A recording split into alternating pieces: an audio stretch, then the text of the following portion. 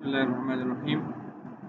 SQL lecture series lecture number 5 part 1। आप सबको खुशामदीद। आज हमारे लेक्चर का टॉपिक है SQL बिल्ट इन फंक्शंस और उस पर आज हमने पढ़ना है डेटा एग्रीगेशन। सो आज के लेक्चर में हमने ये सीखना है कि डेटा एग्रीगेशन किस चीज़ को कहते हैं। डेटा एग्रीगेशन करने के लिए SQL के बिल्ट इन फंक्शन कौन कौन से इस्तेमाल होते हैं, जैसे आपको नज़र आए काउंट, मिनिमम और मिन, मैक्सिमम और मैक्स, एवरेज और एवीजी एंड सम। इसके अलावा स्टैंडर्ड डेविएशंस भी हैं और वेरिएंस भी हैं। फिर हमने देखना है कि नल वैल्यू डेटा एग्रीगेशन के दरमियान डेटा एग्रीगेशन हम कर रहे हैं, नल वैल्यू आ जाती है तो फिर हमने उसको कैसे हैंडल करना है। ओके जी, लेट्स सपोज हमारे पास एक सिंपल सा टेबल है, इसमें दो कॉलम्स हैं, डिपार्टमेंट आईडी और दूसरे कॉलम में है सैलरी इंफॉर्मेशन। सो अगर हम ये फाइंड आउट करना चाहते हैं कि सबसे ज़्यादा सैलरी, हाईएस्ट सैलरी किस एम्प्लॉय की है या कितनी है, वो हम कैसे देखेंगे। या हमने लोवेस्ट सैलरी मालूम करनी है, एवरेज सैलरी मालूम करनी है, या टोटल नंबर ऑफ एम्प्लॉयज़ मालूम करने हैं, या total amount of all salaries, sum of all salaries हमने क्या करनी है, फाइंड आउट करनी है। या हमने ये फाइंड करना है कि जो डिपार्टमेंट नंबर 60 है उसमें टोटल सैलरीज, उनको उस डिपार्टमेंट को टोटल सैलरी कितनी पेड होती है, कितनी क्या होता है पेबल होती है। या डिपार्टमेंट नंबर 60 में सबसे हाईएस्ट सैलरी किसकी है, लोवेस्ट सैलरी किसकी है और एवरेज सैलरी किसकी है या कितनी है। सो कितनी है एवरेज, हाईएस्ट और लोवेस्ट सैलरीज। तो ये सब सवालों का जवाब मालूम करने के लिए हमने सिर्फ एक रिकॉर्ड को नहीं देखना, बल्कि हमने ज़्यादा ग्रुप ऑफ रिकॉर्ड्स को देखना होता है। जैसे इन सब सवालों का जवाब आपको सैलरी के कॉलम में मिलेगा, तो सैलरी के कॉलम में सारा डेटा आप सर्च करें, जो वैल्यू सबसे हाईएस्ट होगी वो हाईएस्ट सैलरी होगी, जो वैल्यू सबसे कम होगी, मिनिमम होगी, वो लोवेस्ट सैलरी होगी। इन तमाम सैलरीज को प्लस करें तो टोटल सैलरीज बन जाती हैं। इन तमाम रिकॉर्ड्स को काउंट करें तो नंबर ऑफ एम्प्लॉइज़ बन जाते हैं। और अगर इन तमाम सैलरीज को सम करने के बाद नंबर ऑफ एम्प्लॉइज़ के ऊपर हम आप इसको डिवाइड करते हैं तो एवरेज सैलरी बन जाती है। ये सब काम करने के लिए SQL के सिंपल सेलेक्ट स्टेटमेंट से काम नहीं चलता, बल्कि सेलेक्ट स्टेटमेंट में हमें SQL के एग्रीगेट फंक्शंस चलाने पड़ते हैं। सो एग्रीगेट फंक्शन क्या होते हैं? Aggregate function are also called is grouping function है, ग्रुप फंक्शन इसको कहा जाता है। It takes group of values, ये ग्रुप ऑफ वैल्यूज लेते हैं इस आर्गुमेंट्स, यानी एक वैल्यू नहीं दी, एक से ज़्यादा वैल्यूज होती हैं, and performs an operation on that data, और फिर उस डेटा के ऊपर ऑपरेशन करते हैं कोई भी, और फिर क्या कहते हैं, एंड रिटर्न्स द रिजल्ट, और रिजल्ट रिटर्न करते हैं। जैसे यहाँ पर अगर हम हाईएस्ट सैलरी मालूम करना चाहते हैं तो सैलरी के कॉलम में जाएंगे, सारा डेटा, ये जितने भी रिकॉर्ड्स है, डेटा वैल्यूज आपको नज़र आ रही हो, उसका डेटा आपने उठाना है। फिर इसमें से अब ऑपरेशन क्या करना है, हमने मैक्सिमम वैल्यू देखनी है। जब मैक्सिमम हमें वैल्यू नज़र आ जाए, जैसे कि यहाँ पे नज़र आ रही है 24,000 हमारा जवाब होगा, रिजल्ट होगा हाईएस्ट सैलरी का। सो ये जो ग्रुप फंक्शन एग्रीगेट फंक्शन होता है, it takes numerical and character value as argument. तो ये जो वैल्यू लेता है, ये न्यूमेरिकल कोई वैल्यू पे भी काम करता है और कैरेक्टर वैल्यू पे भी काम करता है। तीसरा डेटा टाइप जो हमारे पास होती है उसको हम कहते हैं डेट डेटा टाइप। जो डेट की वैल्यू एक्चुअली हम उसको स्ट्रिंग या कैरेक्टर में कंसीडर करते हैं। You can use all and distinct keyword with aggregate function. Aggregate function के साथ हम दो कीवर्ड इस्तेमाल करते हैं, एक को हम कहते हैं ऑल, दूसरे को कहते हैं distinct. All means all default है, बाई डिफ़ॉल्ट ऑल होता है। सो अगर आप इन दोनों में से कोई कीवर्ड इस्तेमाल नहीं करते तो ऑल कंसीडर होगा। और ऑल का क्या मतलब होता है, all values in the group. All values in the group, group में तमाम वैल्यूज, उनमें से डुप्लीकेट भी आ सकती हैं। So it consider all considers duplicate values और टेक्स डुप्लीकेट वैल्यूज। डिस्टिंक्ट क्या होती है, ये ग्रुप में भी तमाम वैल्यूज लेती हैं कीवर्ड, लेकिन इसमें यूनिक वैल्यूज होती हैं, ये डुप्लीकेट्स को वो कहता है इग्नोर करता है या रिमूव करता है। अब ग्रुप फंक्शन के टाइप्स कितने हैं, ये फिलहाल 5 टाइप आपको बेसिक जो टाइप है वो नज़र आ रही हैं। Count function, sum function, average, minimum and max. Count जैसे नाम से ज़ाहिर करता है, ये काउंटिंग करता है, काउंटिंग ऑफ वैल्यूज करता है। सो कभी ये रोज काउंट करता है टेबल में और कभी किसी कॉलम में वैल्यूज को काउंट करता है। सम क्या करता है, ये किसी स्पेसिफाइड जो ग्रुप ऑफ वैल्यूज आप देते हैं उसको, उनकी वैल्यूज को सम करता है, एड अप करता है, जमा करता है। एवरेज क्या करता है, एवरेज किसी भी ग्रुप ऑफ वैल्यूज आप उसको बता देते हैं या कॉलम बताते हैं कि इस कॉलम का आप एवरेज निकालो, एवरेज उसका निकाल देते हैं। एवरेज क्या होता है, total sum of values divide by the total number of values होती है। मिनिमम क्या होता है, उस कॉलम की या उस ग्रुप ऑफ वैल्यूज में जो स्मॉलेस्ट होती है, और मैक्सिमम क्या होता है, जो ग्रुप ऑफ वैल्यूज में या कॉलम में हाईएस्ट होती है। सो ग्रुप फंक्शन जो है उसका सिंटैक्स कुछ जैसा रहा है, सेलेक्ट स्टेटमेंट में इस्तेमाल होती है, सेलेक्ट ग्रुप फंक्शन, उसके बाद फिर कॉलम आता है, एक्सप्रेशन आता है, from table name group by class. अब इसमें जो ग्रुप फंक्शन है इसमें या बाहर या मिनिमम आएगा या मैक्सिमम आएगा, एवरेज आएगा, काउंट आएगा या सम आएगा। कॉलम में कोई भी कॉलम इस्तेमाल कर सकते हैं, एक्सप्रेशन में कोई भी एक्सप्रेशन दे सकते हैं, टेबल में टेबल का नाम, ग्रुप बाय क्लास ऑप्शनल है और ये डेटा की ग्रुपिंग के लिए इस्तेमाल होता है। ये हम नेक्स्ट पार्ट पे पढ़ेंगे, नेक्स्ट वीडियो में। अब जरा देखते हैं कि एवरेज और सम फंक्शन को हम किस तरह इस्तेमाल करते हैं। Suppose somebody is asking us, कोई पूछ रहा है, find average salary and total tax amount paid by all employees।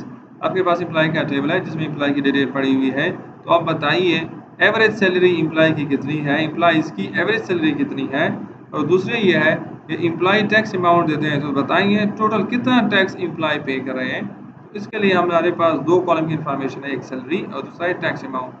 तो सेलेक्ट एवरेज फंक्शन, आप ग्रुप फंक्शन लगाना है किसके ऊपर, सैलरी के ऊपर, कामा सम ऑफ टैक्स अमाउंट।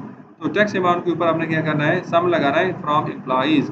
तो ये सैलरी के कॉलम का डेटा उठाएगा, उसके तमाम डेटा को सम करके नंबर ऑफ वैल्यूज के ऊपर उसको डिवाइड करेगा, एवरेज निकलाएगा, और सम क्या करेगा, टैक्स अमाउंट के कॉलम में जितने वैल्यूज हैं सबको सम करेगा।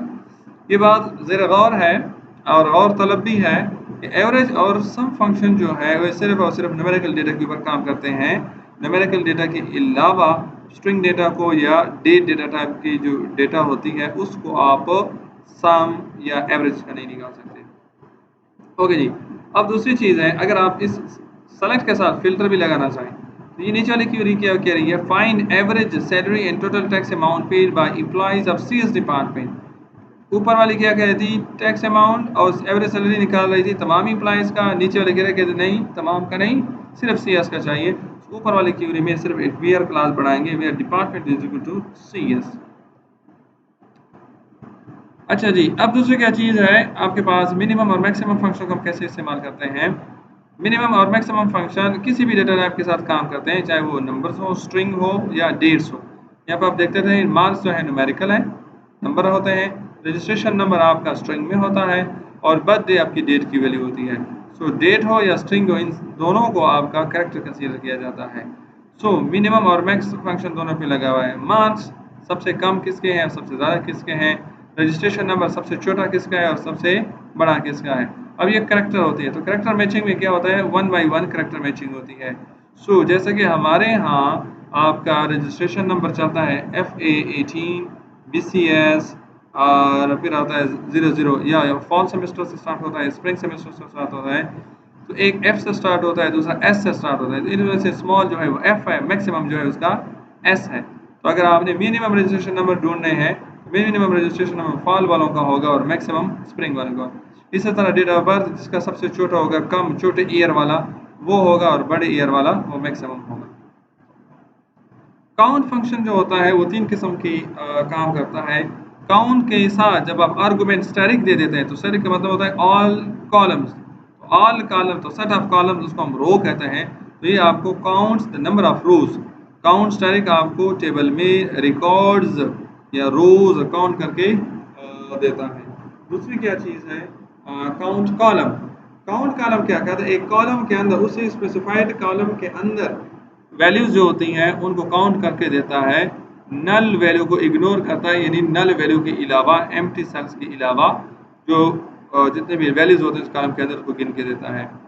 इसमें डुप्लीकेट भी वैल्यू शामिल है, यानी डुप्लीकेट वैल्यू अगर है उसमें कॉलम में तो डुप्लीकेट वैल्यू को भी काउंट करके देता है। Count distinct column. अब जब आप कॉलम से पहले डिस्टिंक्ट का कीवर्ड लगा लेते हैं तो इसका मतलब ये होता है ये आपको कॉलम के अंदर वैल्यूज़ को, नल वैल्यूज़ के बगैर जो वैल्यूज़ होती हैं उनको काउंट करके देता है, लेकिन डुप्लीकेट नहीं लेता, यूनिक वैल्यू लेता है, यानी जो डुप्लीकेट होते हैं इसको इग्नोर करता है। अब इसके थोड़े से एग्जांपल देखते हैं। For example, count select count static from student तो ये कहता है स्टूडेंट के टेबल में जितने रिकॉर्ड होते हैं उनको काउंट करके देता है।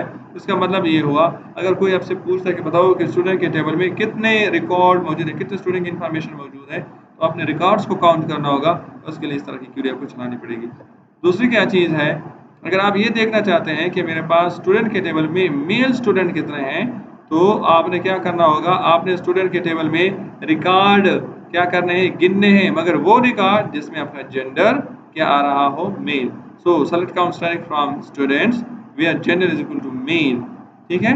तीसरी क्या चीज़ है, अगर कोई आपसे कहे कि मुझे बीसीएस प्रोग्राम के मेल स्टूडेंट यानी मेल स्टूडेंट और बीसीएस में मेल कितने स्टूडेंट हैं, तो आपने वो रिकॉर्ड्स काउंट करने हैं जहां पर कॉलम में जहां पर जेंडर में मेल हो और प्रोग्राम में बीसीएस हो। तो ये दो फिल्टर आपने देख रहे हैं। तो वो तमाम रिकॉर्ड्स जिसके जेंडर में मेल आया हो और प्रोग्राम के कॉलम में बीसीएस आता हो, उन सब रिकॉर्ड्स को आप काउंट करेंगे।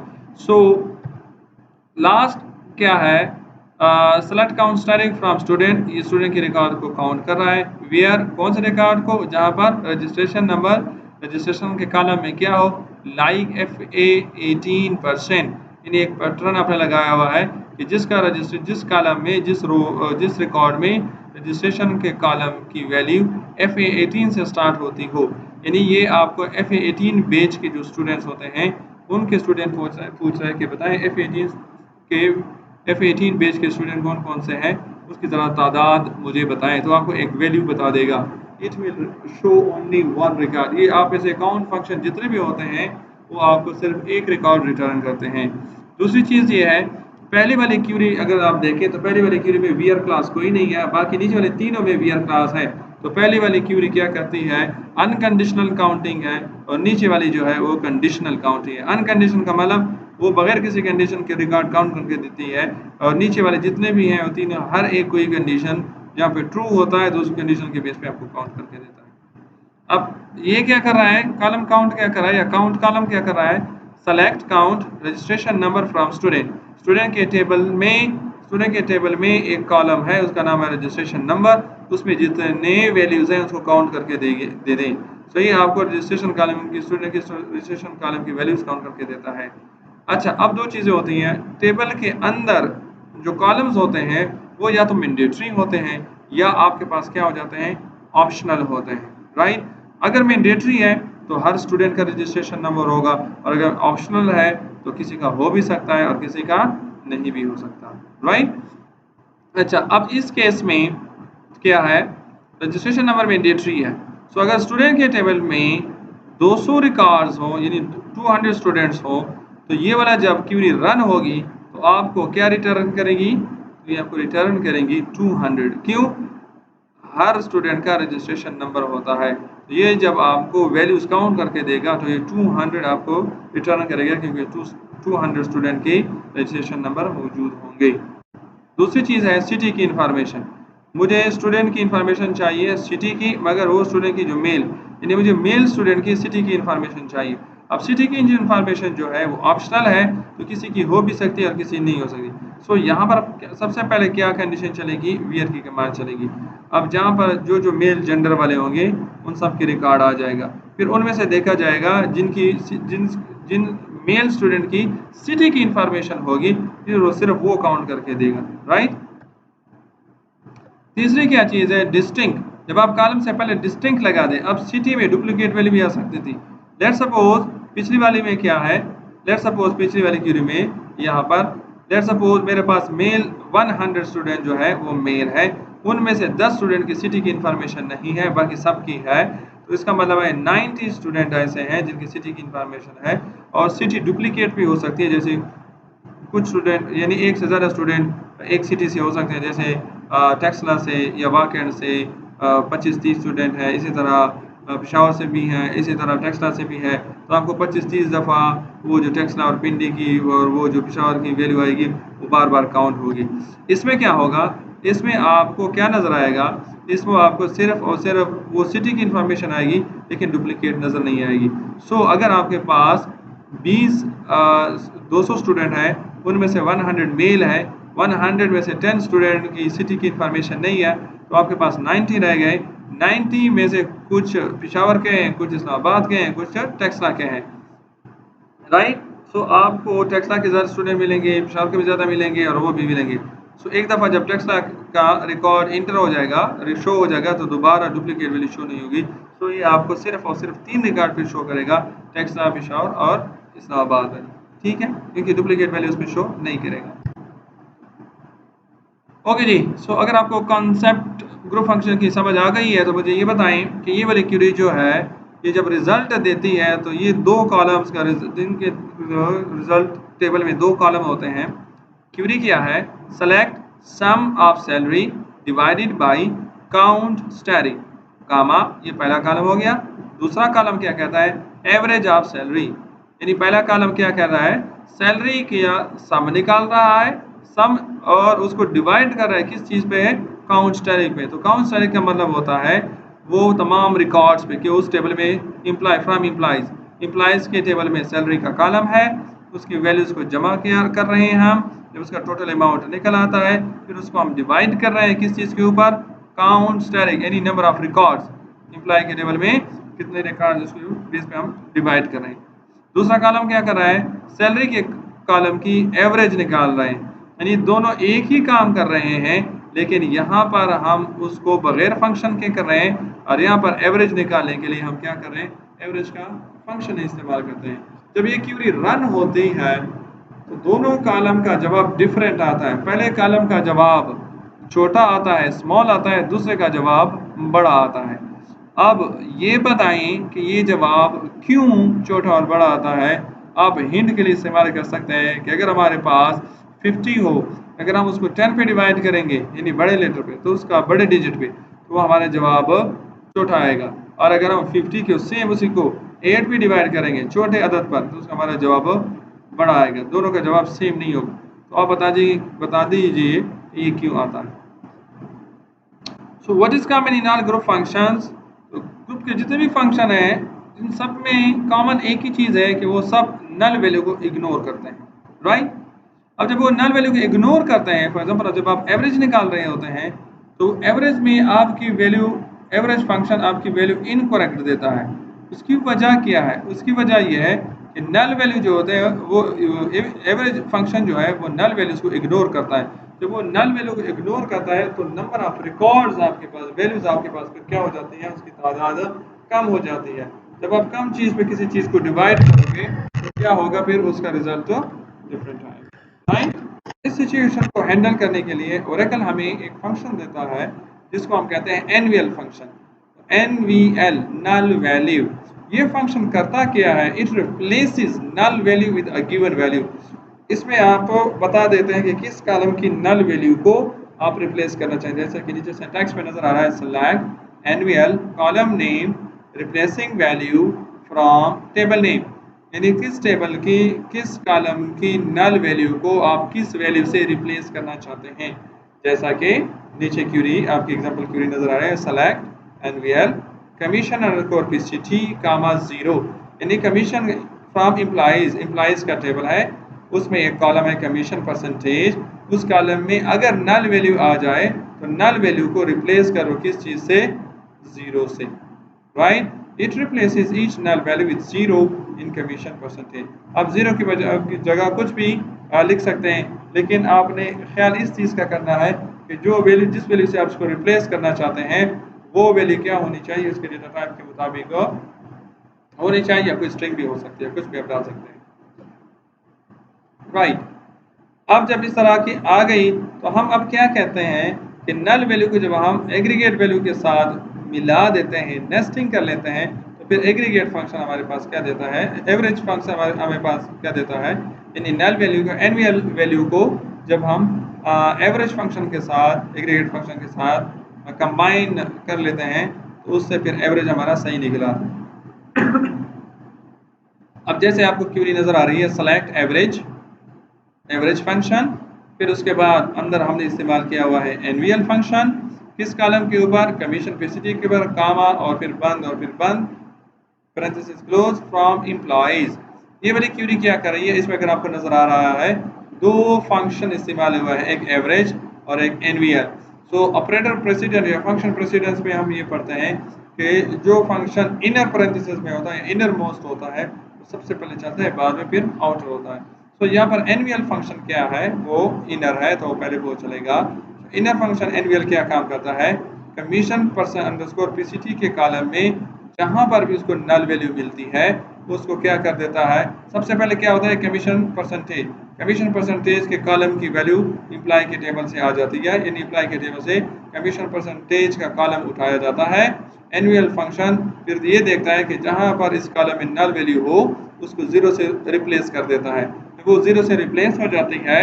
अब नल का फंक्शन काम खत्म हो गया, अब उस कॉलम के ऊपर अब क्या कर देता है, एवरेज अप्लाई हो जाता है। सो एवरेज में उन सब वैल्यूज का क्या हो जाता है, सम निकाला जाता है, और फिर नंबर ऑफ वैल्यूज के ऊपर, नंबर ऑफ रिकॉर्ड्स के ऊपर अब क्या करते हैं, उस पर क्या करते हैं, उसको डिवाइड कर लेते हैं। तो इस सिचुएशन में अब आपके पास फिर एवरेज का जो रिजल्ट है वो करेक्ट आता है।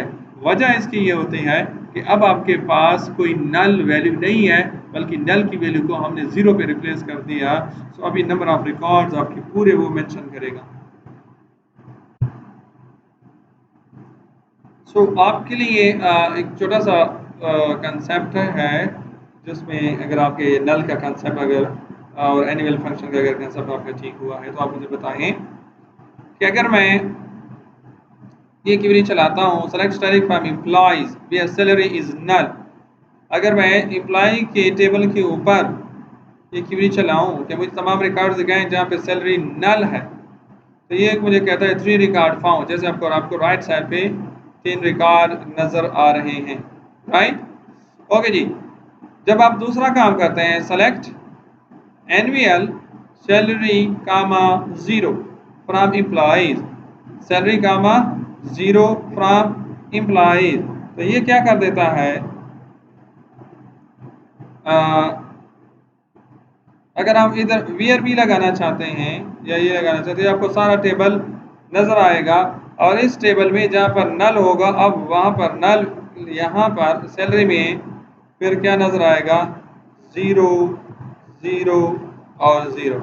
इसकी वजह क्या है कि अब आपने क्या कर दिया है, आपने ये काम कर दिया है कि जहाँ पर सैलरी के मामले में नल की वैल्यू थी, आपने उस नल की वैल्यू को किस चीज़ से रिप्लेस कर दिया, ज़ीरो ज़ीरो एंड ज़ीरो से, राइट।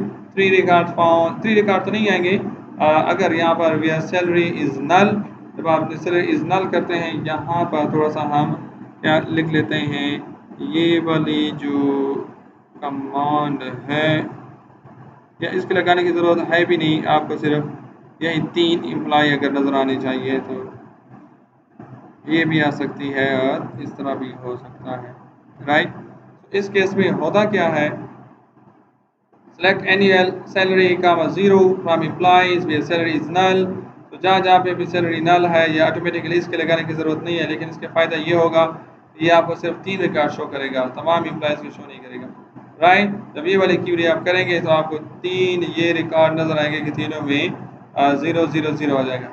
अब दोबारा जब मैं ये क्वेरी चलाऊँगा, select styling from employees where salary is null, select styling from employees where salary is null, उसका आउटपुट क्या आएगा, या अगर मैं चलाऊँ select salary from employees where salary is equal to zero, तो ये मुझे कितने रिकॉर्ड क्या करेगा, डिस्प्ले करेगा, ठीक है।